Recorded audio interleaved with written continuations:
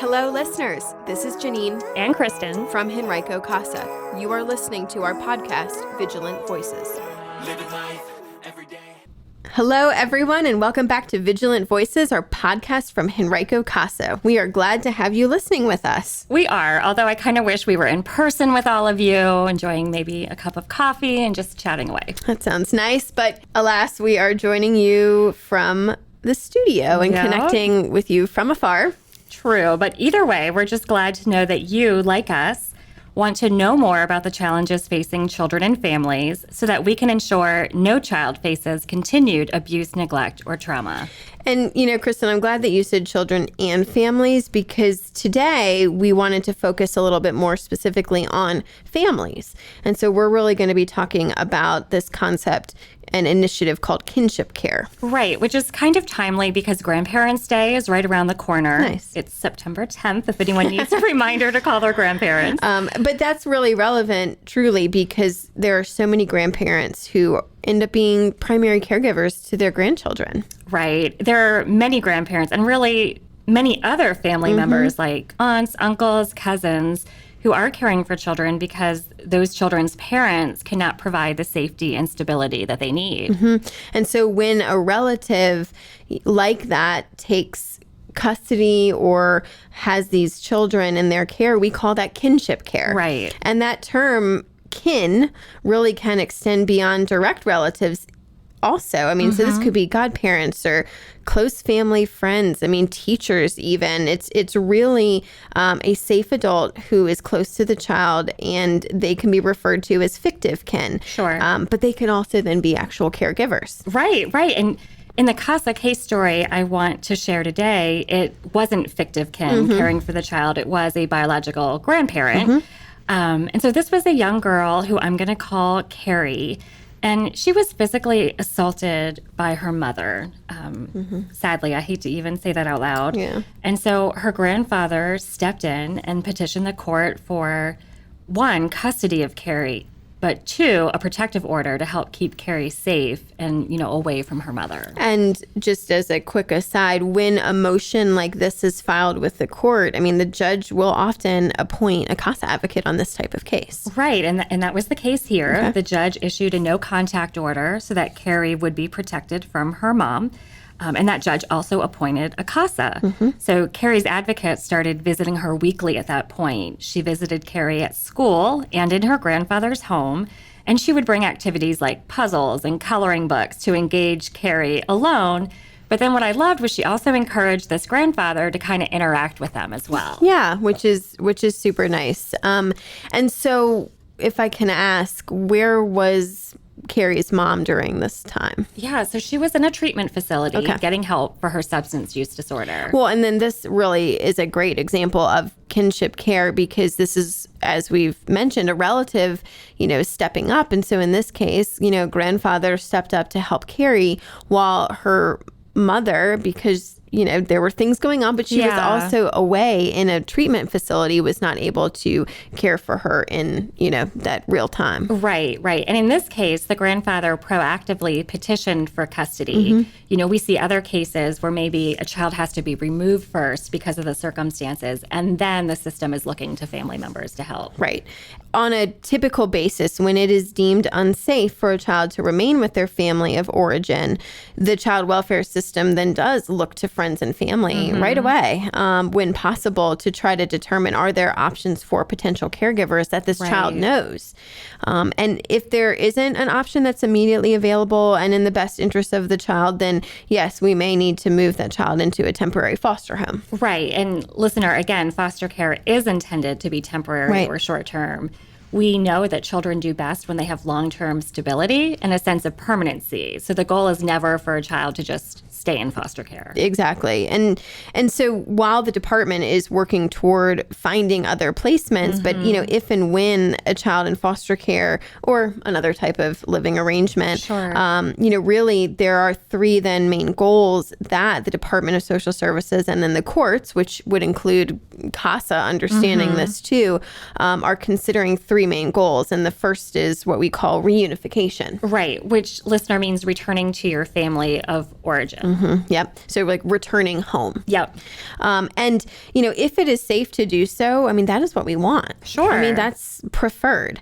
But that can't always happen. And so if not, then the other two goals under consideration is what we call a family placement, which we've talked about. That could be kinship care or adoption. Yeah. And before we go too far, let's also explain that in Virginia, there are two types of kinship care, which can complicate this conversation a little bit, right? There's informal and formal. Which I do think can get a little confusing because you think, well, but it's kinship care. What do you mean it's different? But an informal kinship care relationship, it really happens when parents entrust a relative or family friend with caring for a child. So they kind of agree without going through the court or child welfare system. Right. It's kind of based on just trust and family arrangements versus the court being involved. And I think the really nice thing about that is that, then that family member or that close friend can step up, with the child in these situations, but they've worked together. But the challenge, though, is that there can be really tough practical issues, like who's going to enroll the child in school, and if that child needs medical care, how is it accessed, or maybe getting benefits, because the challenge in ensuring that they're working together is the caregiver doesn't necessarily have legal custody of the child. Right, and that's where formal kinship care can come in, or formalized, be preferred in some situations, because in this arrangement, the court's involved, right? And probably the Department of Social Services is likely or could be involved too. And so the court is formally ordering a change of custody from the child's parents to their new kinship caregiver. Right. And this might feel specific, but I think it's important to understand, or maybe help to further explain, that there are really four main options for this formal kinship care arrangement in Virginia. And they're really actually quite clearly outlined at virginia.gov. Oh, cool. Okay. So I'll link to that listener in the show notes. That would be great.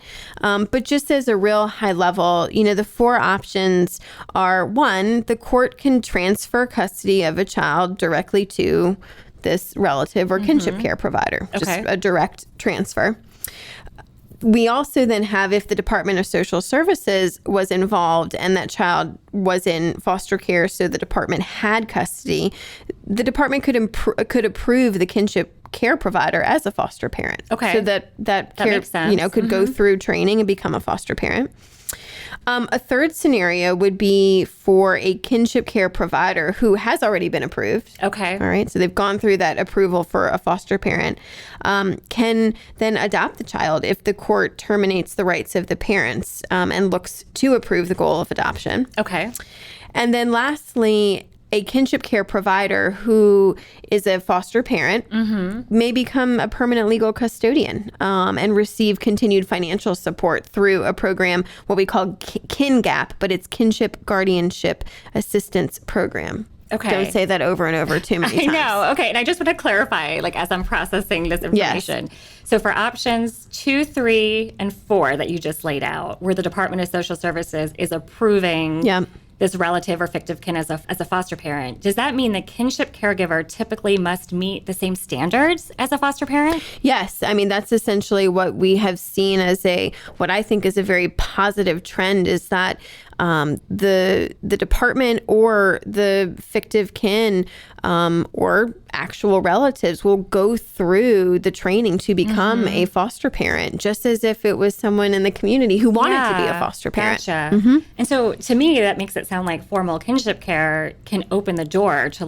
really important support services. Yeah. And I'm assuming maybe even the monthly stipends to help with housing, food, childcare costs. Yes. And this was a really big win for Virginia and for our kinship caregivers. And so in recent years, I mean, this really has been a big initiative in Virginia.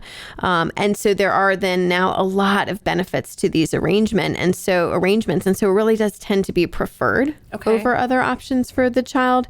And so, I think one of the main reasons that it really is preferred is that, as we said, I mean, it's minimizing trauma, because then the children know and trust the people that they may be being placed with, so they're not complete strangers. Yeah, that's so important, right? For a child to be removed from their home, like Right. that's traumatic in itself. But to think that they could stay with people they know or people they're comfortable with, that's such a softer blow. Yes.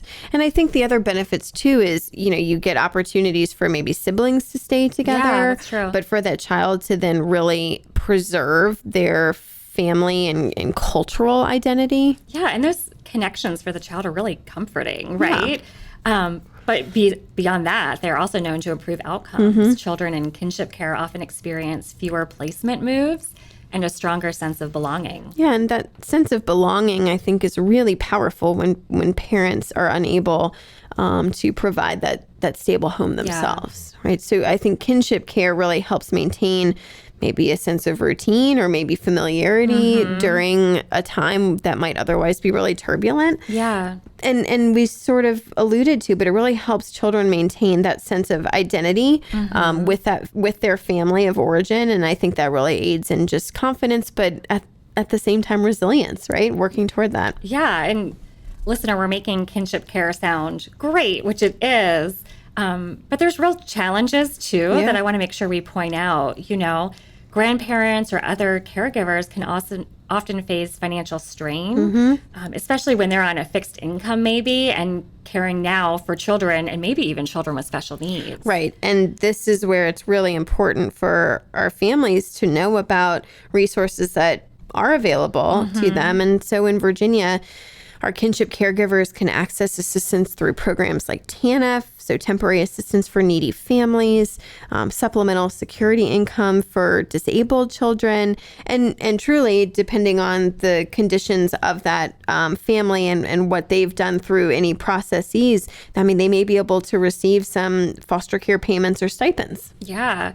And I would think it would also be important to help caregivers connect to services like maybe counseling or respite care resources, and just like an extra level of support navigating the system as a whole. And now that you say that, maybe, Kristen, if we could link to the Virginia's Kinship Resource Guide. Sure. I think that would be really great because it's just, again, something for the community and our listeners to see, what resources are available to our caregivers, which could, range anywhere from financial assistance to legal guidance to those, community resources like counseling. And let's not forget, CASA is also a resource for grandparents and other kinship caregivers. Yes. When CASA is appointed to serve a child living in a kinship care arrangement, our advocates will be visiting with that child in their home and interacting then with their kinship caregivers. Right. And one of our, duties as an advocate is to recommend services,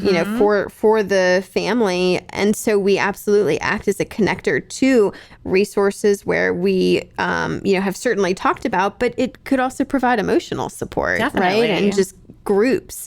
But so, our advocates might encourage counseling, maybe tips on navigating school registrations, accountability around, safety planning to just make sure that everyone feels secure. Yeah. And, so often we hear people praise our advocates just for simply being someone who listens to them. Yeah. Because we try to recognize that raising children is a blessing and a heavy lift, especially for kinship caregivers. Yes, and I think this is where encouragement can and always is a very powerful tool. Yeah, 100%. And encouragement can be in both word and action, right? And so looking back to Carrie's story that I was telling you all about, her CASA advocate was very encouraging to both Carrie and her grandfather. This advocate helped coach the grandfather in how to best support Carrie at school. And she helped him connect with a trauma-informed therapist, encouraging him through what was a really long referral process. Yeah, and I think that goes a really long way because it's saying it will pay off. It's going to take some time, but there will be a benefit. But I'm here with you. Yep. And it all paid off in Carrie's situation. Ultimately, Carrie's grandfather was awarded sole custody of her.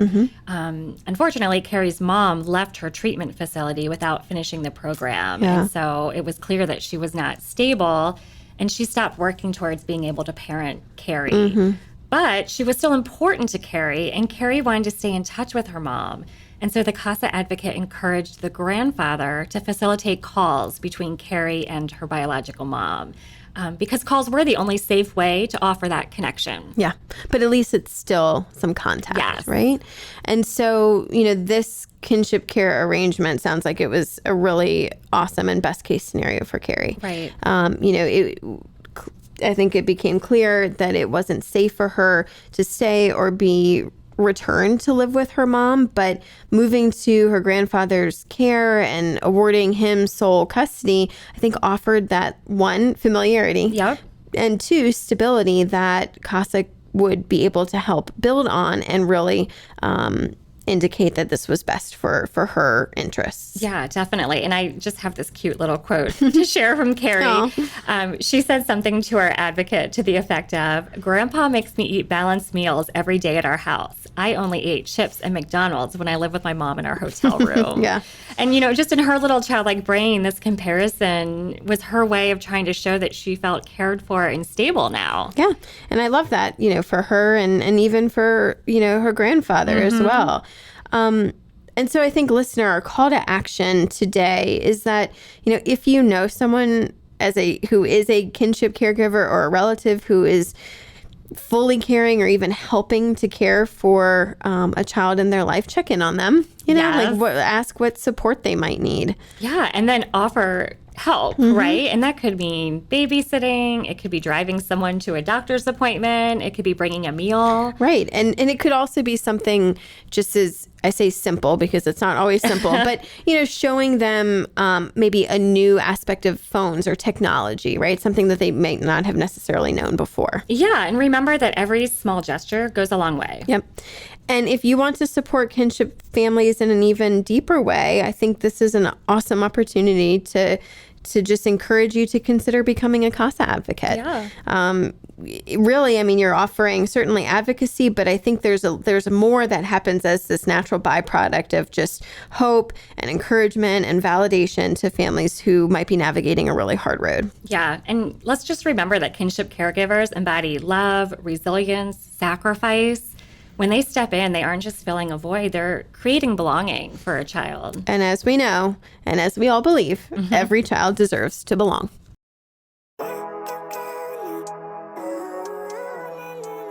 Thank you for listening to Vigilant Voices, Henrico Casa's new podcast. We have a vision for all children to live in safe, healthy homes. You can help us make that happen. Tell a friend about our podcast and find us on social media. I believe in the better days.